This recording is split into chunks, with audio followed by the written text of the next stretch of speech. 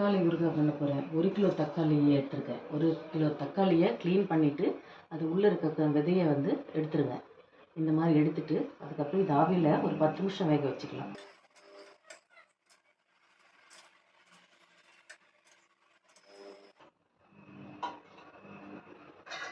இது மூடி போட்டு ஒரு 10 நிமிஷம் வேக வச்சுக்கலாம். வேக வச்சதுக்கப்புறம் பார்த்துக்கலாம்.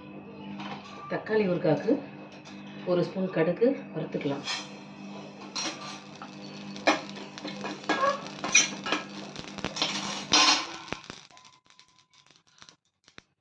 கடுகு நல்லா பொரிஞ்சிருச்சு.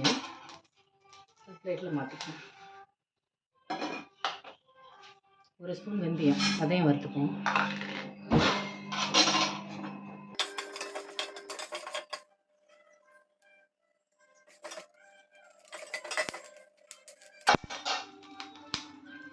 வெந்தயத்தையும் வறுத்தாச்சு.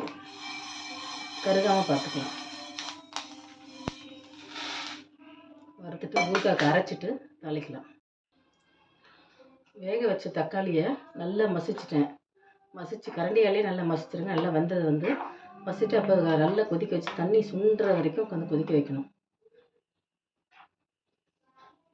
தண்ணியெல்லாம் சுண்ண பிறகு அதுக்கப்புறம் தாளிச்சிக்கலாம். தக்காளி ஊறுகாய் தாளிக்கிறதுக்கு 50 கிராம் நல்லெண்ணெய் ஊற்றிருக்கேன். அதுக்கு ஒரு 1.5 ஸ்பூன் கடுகு பொரிஞ்ச உடனே கருவேப்பிலை போட்டுக்கலாம். கடுகு பொரிஞ்சிருச்சு, கருவேப்பிலை போட்டுக்கலாம். ஒரு 3 பூண்டை வந்து தோல் உரித்து வச்சுருக்கேன், அதையும் போட்டுக்கலாம்.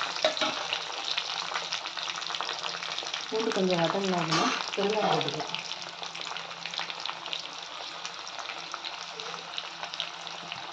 ஒன்றரை ஸ்பூன் அளவுக்கு பெருங்காயம்.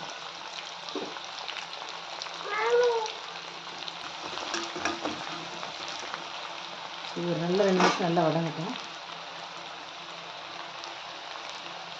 பூண்டு நல்லா வதங்கிடுச்சு. இதில் அந்த தக்காளி வந்து 1 கிலோ தக்காளியை வேக வச்சு அதை வந்து தோல்லாம் உரிச்சிட்டு புளி வந்து லெமன் சைஸ் புளி எடுத்து கரைச்சி அதில் நல்லா சுண்ட வச்சுட்டு அதுக்கப்புறம் அதை ஊற்றிக்கிறேன். 4 ஸ்பூன் மிளகாத்தூள் போட்டுக்கலாம். இதுக்கு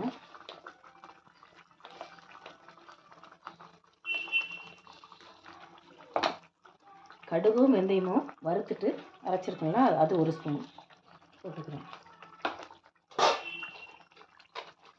உப்பு தேவையான அளவு போட்டு 2 நிமிஷம் நல்லா கொதிக்கட்டும்.